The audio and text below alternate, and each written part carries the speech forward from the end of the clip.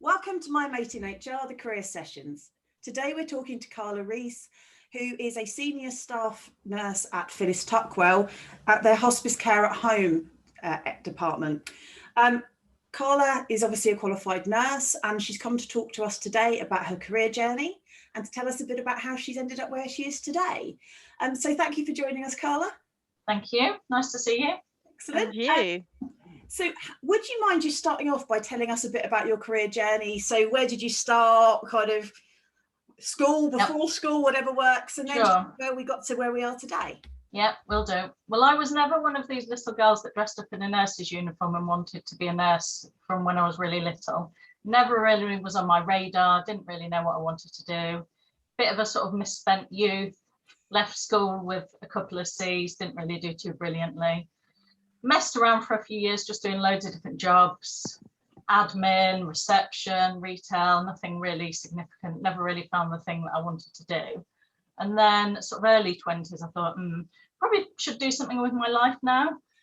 So I went to college, did access course, and then sort of thought about applying for uni. And in the meantime, in that sort of year gap, I got a job as a care assistant in a nursing home, which is another story. It was a very, very quaint place. They actually wore hats.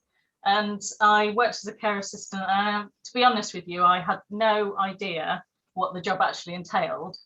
I mean, I just thought I was going to be like fluffing pillows and getting old ladies cups of tea and stuff. So when it came to like the nitty gritty side of things, the sharp end, I was a bit like, what? So I have to, help them with washing and stuff. It's just like, okay, right, this is completely different to what I thought. But anyway, eventually I settled into it and I really, really enjoyed it. And I thought, I think I might apply to do my nursing. So that was, I don't even want to say how many years ago, but basically I qualified in 2006. How long was the course? Sorry? How long was the nursing course? 3 years. So it's a 3-year course. You can either do a degree or a diploma. At the time I did a diploma because it was just financially more viable, because if you do a degree course, the bursary that you get is means tested. So I couldn't really afford it because obviously I was a bit older and my parents weren't supporting me and all that sort of thing. So I went for the diploma. But there's actually not that much difference in terms of the qualification. The qualification is exactly the same. But now they're making it more of a degree program. Well, in fact, I think they've stopped the diploma. Okay. But it's really made no difference in terms of career development or anything like that. So qualified in 2006, worked on a respiratory ward for a couple of years, then went to work in intensive care, worked there for a few years, then just in between having kids and stuff, worked in a private nursing home, then I worked in district nursing, and then I really, really enjoyed palliative care when I was doing district nursing. So I thought, okay, let me, and also we came into contact with the hospice care at home team as well while we were doing district nursing, and it kind of crosses over a little bit. So I applied for the hospice care at home team, and then thought, oh, it's going to be great. It's going to be really sort of a bit more relaxed and all that kind of thing, palliative care. And then pandemic happens, which changes everything and makes it a lot more complicated and stuff. So they decided to set up a night team as part of the hospice care at home. So I helped set that up because obviously they didn't know what was going to happen with the pandemic, how busy we were going to be, talking about sort of taking pressure off the 111 service and all the kind of surrounding NHS services. So set up the night team. It's been really successful. It's been great because in certain areas of sort of Surrey and Hampshire, there was no support overnight for dying patients. So it's been really well received and really kind of a needed service. I work with a healthcare assistant overnight, which they're a massively great support. They're a brilliant load of healthcare assistants. They're really experienced. So we visit patients overnight that need us really. Anything from just a bit of support to symptom management, to verification of death, liaising with the district nurses and the 111 service. And I love it, and it's great, and it's really rewarding. So that's that. So in terms of, because you've obviously worked in, as an outsider, you talk about intensive care, you talk about palliative care. I mean, these feel like, almost not, you kind of go, wow, they're big. Like, that's huge. What you've obviously not shied away from what probably for most people would feel like the most difficult side of nursing. So where have you made those decisions, and what is it that's drawn you to, you know, I guess, do some of the more challenging stuff? I think when I went to work in intensive care, it's more of a natural progression because the ward that I worked on was quite acute. We had patients on non-invasive ventilation, we had really unwell patients, and we had a sort of high dependency unit within that ward. And to be honest, I just started working on the respiratory ward because that was where I had my final placement as a student. So it was kind of like, oh, well, I'll just apply for this ward because that's where I've been as a student. And I didn't think I was going to like it, but I actually really enjoyed it. And it was quite a good mix of acute care and chronic. So then I thought, well, natural progression, because I've worked in a ward that's got a high dependency unit, is to work in intensive care. So I went to work in intensive care. But it is poles apart from what I do now. And I really enjoyed my experience there, but I think it's not something that I would have wanted to do long term or progress to a sister's level or anything like that in intensive care, because it's just, it's so intense, and it's so, you know, basically you can do everything for someone and you just throw all this stuff at them. And I did sort of wonder at the wisdom of it sometimes, because I used to think, just because you can doesn't mean you should. And there was a lot of sort of moral kind of dilemmas and things in terms of, you know, whether you progress with giving someone treatment or whether you withdraw and all that kind of thing. So it was just, it's not something I would have wanted to do long term, because it's just for that reason, really. And also I didn't feel like you got a chance to build a relationship with patients and all that kind of thing. Yeah. I mean, you're resilient, I guess, you know, from I've obviously met some of your fellow nurse friends. Yes.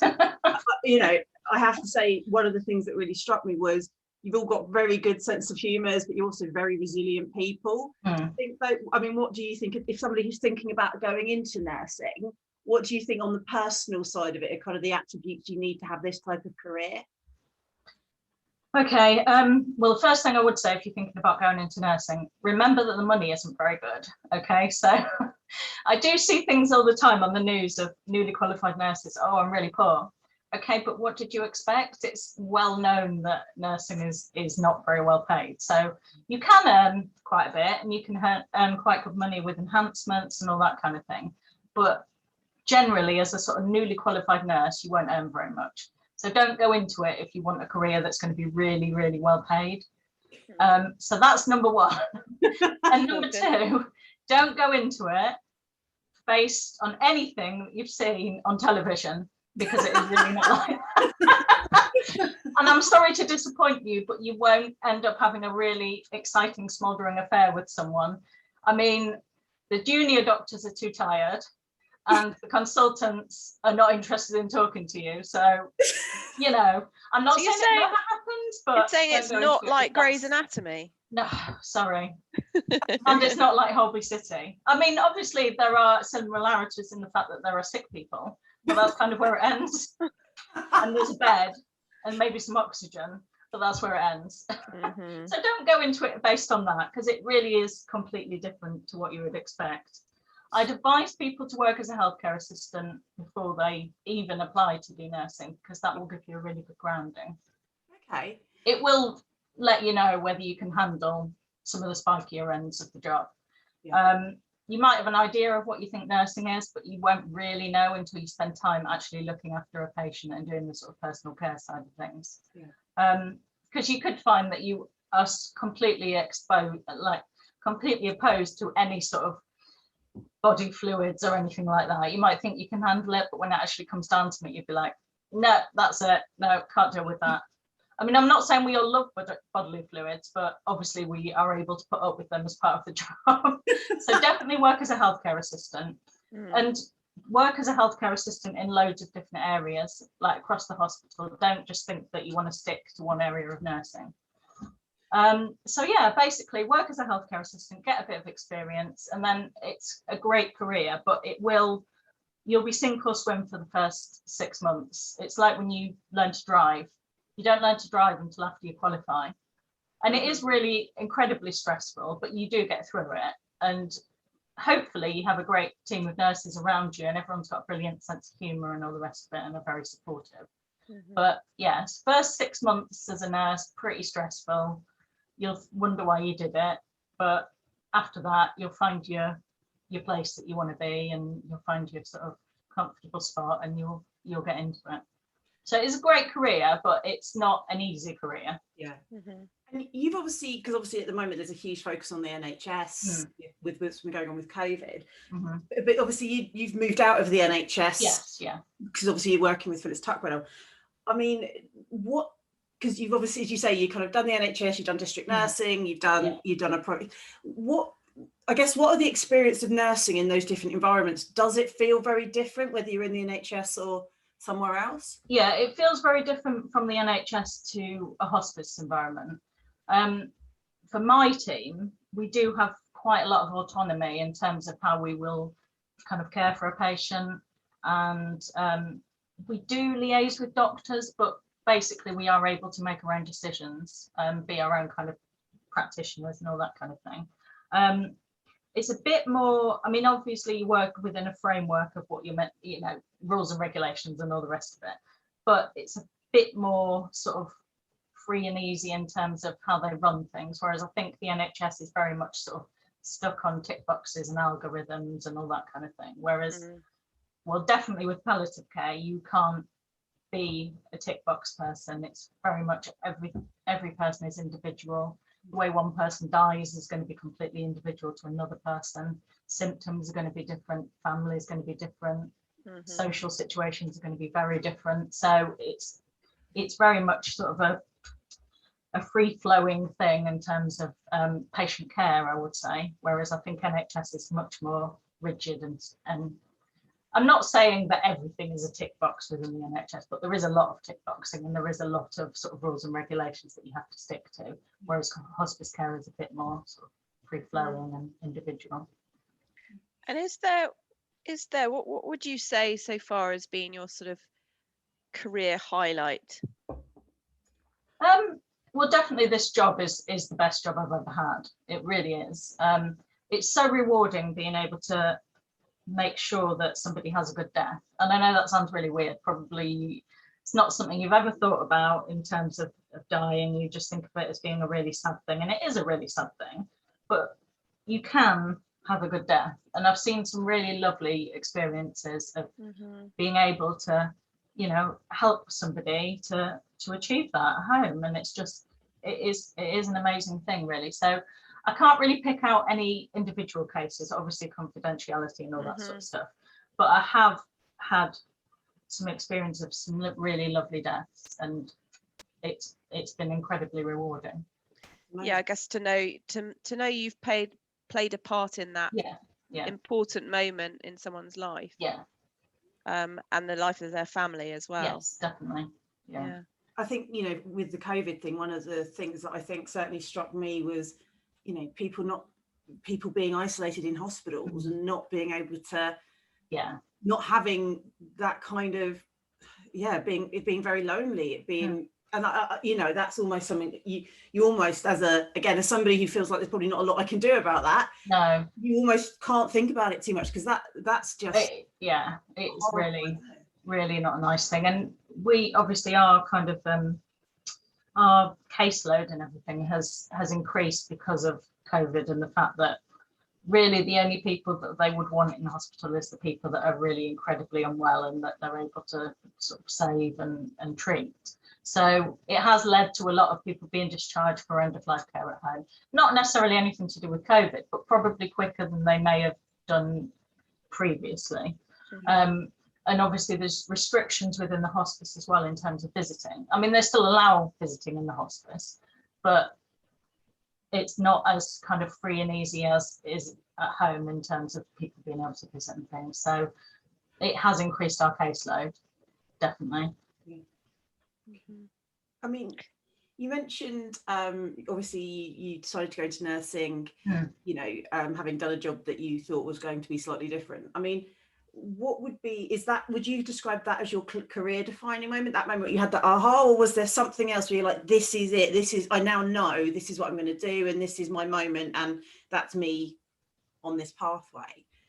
Well, there was the point when I worked as a healthcare assistant was a sort of career defining moment in terms of wanting to go into nursing. But in terms of knowing that I wanted to go into palliative care was definitely being involved in a good death with someone at home, but that was part of district nursing team. And I was just like, this is the part of nursing that I really love and enjoy and am passionate about.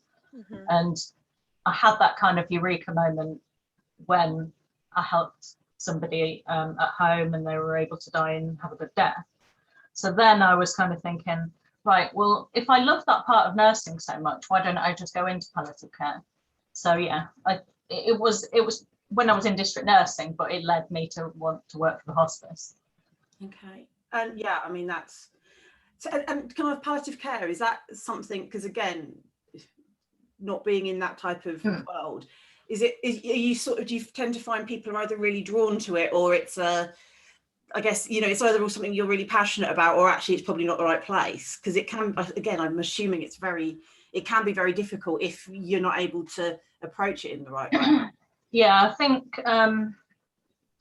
you're drawn to it if you work in district nursing and obviously in hospice care. But I think in hospital, unless you work in oncology or something like that, it's not really something that you're particularly drawn to. And deaths in hospital are always completely different to deaths at home or deaths in a hospice. They're very, because the focus is so much on saving someone. When somebody isn't going to be saved and can't be saved, it kind of feels a bit stressful and a bit rushed, and like, not saying that they don't know what they're doing, but it's not their area of expertise and it's not something that they particularly want to do. It's just something that's happening.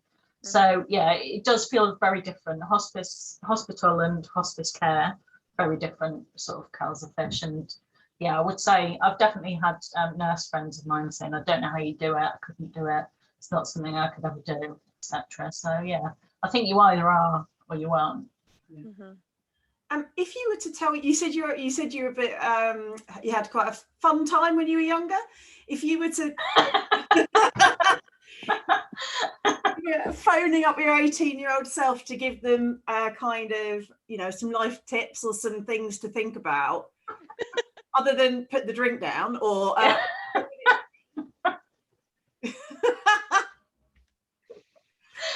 oh no, okay, yeah. What would my life tip be? Yeah, what would you tell your 18-year-old self if you could talk to them now? Oh, I don't, it's difficult, isn't it? Because I suppose all the stuff that happens sort of like happens for a reason and leads you to what you're going to be, doesn't it? Probably would say drink a bit less, I think. Yeah, that's probably it. Drink a little bit less. Still carry on drinking, but maybe a few less drinks. Yeah. And like, for people listening, what would be your top kind of career tip for anybody, kind of wherever they are? So what's something you've learned through your career that you think is just really important that people should know? I think expect the unexpected. Yeah, don't have too much of a fixed idea about what you think things are going to be or need to be. Think your top priority has to be the patient and patient care, not sort of what you think something should be. It's always about the patient. It's always about focusing on the patient. Nobody ever died from not having a wash. That's if you work in hospital. Look, there's so much routine in hospital. It's like, oh, we've got to get everybody washed. Okay, but if you're trying to focus on saving someone, the focus has to be on saving someone, not whether a routine has been followed. Nobody ever died from not having a wash. But yeah, definitely expect the unexpected. Keep an open mind and just have a really good sense of humour, because you're going to need it. Yeah. And what are your plans for the future? Well, at the moment I'm doing a palliative care course. It's the European Certificate in Palliative Care. So I'm doing that, and I'm in the middle of doing an essay, and it's incredibly stressful. And then I've got an exam and an OSCE and all that kind of thing. So I'm going to complete that, but I think I definitely want to stay where I am for the moment, because I just really love that kind of hands-on aspect of palliative care. Potentially I might think about clinical nurse specialist role or something like that, but it's definitely staying within hospice care.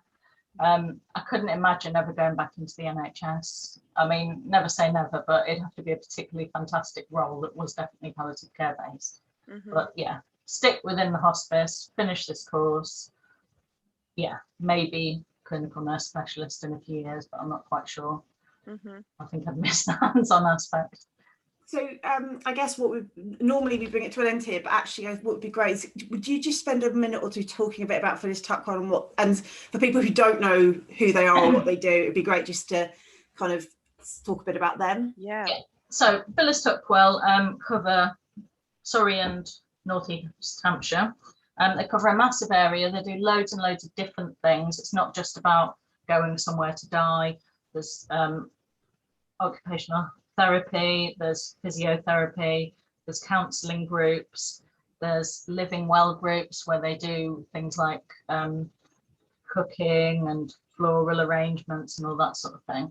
The focus in Phyllis Tuckwell is living, really. It's not about dying. It's about, you know, every day's precious, and you know, you're living with a terminal illness. You don't have a terminal illness. You're not dying from a terminal illness. You're living.